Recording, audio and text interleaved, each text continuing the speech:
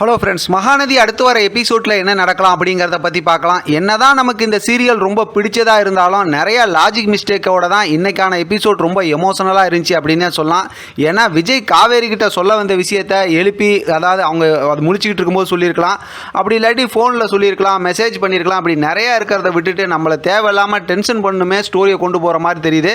ஏன்னா காவேரி மேலே இவ்வளோ லவ் வச்சிருக்கவர் ஒரு லெட்டரை சாதாரணமாக எழுதி வச்சுட்டு அப்படி போயிருக்க தேவையே இல்லைன்னு தான் எனக்கு தோணுது.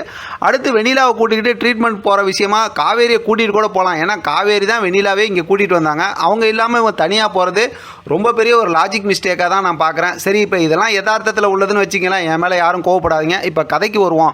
அடுத்து என்ன நடக்கிறதுக்கு வாய்ப்பு இருக்குது அப்படின்னாக்கா, கண்டிப்பாக விஜய் காவேரி கூட சமாதானமாக இப்போதைக்கு போகிறதுக்கு வாய்ப்பே கிடையாது. ஏன்னா இப்படி ஒரு வில்லன் கேரக்டர், வெண்ணிலா கேரக்டர் இப்படிலாம் பெருசாக கொண்டு வந்துட்டு விஜய் காவேரியை பிரித்து நம்மளெல்லாம் ரொம்பவுமே எமோஷனில் கண்ணு கசக்க விடாமல் ஸ்டோரியை கொண்டு போக மாட்டாங்க. அப்படிங்கிறது ஏற்கனவே நம்ம அதுக்கு தயாராகிட்டோன்னு வச்சுங்களேன். அடுத்து இந்த லெட்டரை வேறு பார்த்தோம்னா மென்டல் ராகினி கிழிச்சு போட்டாங்க. இவங்களா ஒரு லெட்டர் எழுதி வைப்பாங்கன்னு நம்ம எதிர்பார்த்தோம். ஆனால் அது இன்றைக்கி செய்யலை. இருந்தாலும் இப்போ எந்திரிச்சு காவேரி இந்த மாதிரி விஜய்க்கு வெண்ணிலாவை கூட்டுக்கிட்டு ட்ரீட்மெண்ட்டுக்கு போயிருக்காங்கிற விஷயத்தை அவங்க வீட்டில் இருக்கவங்களும் பார்த்துட்டாங்க. இப்போ தாத்தாவும் சொல்லுவார். இந்த விஷயத்தை ராகினி காவேரி கிட்ட மறுபடியும் ட்ரிகர் பண்ணாமல் இருக்க போகிறது கிடையாது. ஏன்னா இந்த விஷயத்தை தான் இன்றைக்கே பேசிட்டாங்க. அப்படிங்கும்போது இப்போ கங்கா காவேரி கிட்ட பேசினதுக்கப்புறம் மறுபடியும் காவேரி ரொம்பவே எமோஷனல் ஆகிடுவாங்க. அடுத்து விஜய் வர்றதுக்கு முன்னாடியுமே இவங்க வீட்டை விட்டு வெளியில் இப்போதைக்கு போகிறதுக்கு வாய்ப்பு இல்லை அப்படிங்கிற மாதிரி தான் தோணுது. மறுபடியும் ஒரு ட்ரீட்மெண்ட் கூட்டிகிட்டு போயிட்டு வந்துடுவார். மறுபடியும் இவர் வெண்ணிலா கிட்ட விஜய் நடந்துக்கிறதெல்லாம் வச்சு பார்த்துட்டு தான் ஒரு கட்டத்தில் காவேரி அவங்கள விட்டு பிரிஞ்சு போவாங்க அப்படிங்கிற மாதிரி யோசிக்க தோணுது.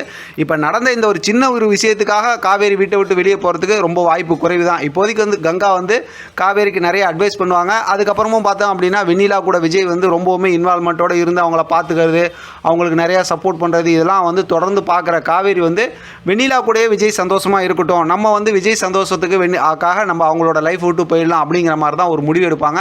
அந்த ஸ்டோரியை அடுத்தடுத்த வாரத்தில் கூட கொண்டு வரதுக்கு வாய்ப்பு இருக்குது. நான் இப்போதைக்கு ஸ்டோரி போகிறத வச்சு பார்க்கும்போது எனக்கு அப்படி தோணுது. இது சம்மந்தமாக சூப்பராக ஒரு ப்ரோமோ வந்துச்சுன்னா நம்ம கரெக்டாக ஃபேக்ட் என்ன நடக்குதோ அதை பற்றி ரிவ்யூ பண்ணலாம். இதை பற்றின உங்களோட கருத்து கமெண்ட் பாக்ஸை தெரியப்படுத்துங்க. உங்களுக்கு இது சம்மந்தமாக என்ன கருத்து இருக்கோ அதையும் கமெண்ட் பாக்ஸை தெரியப்படுத்துங்க. தொடர்ந்து ஆதரவு கொடுங்க. தேங்க்யூ ஃப்ரெண்ட், தேங்க்ஸ் ஃபார் வாட்சிங்.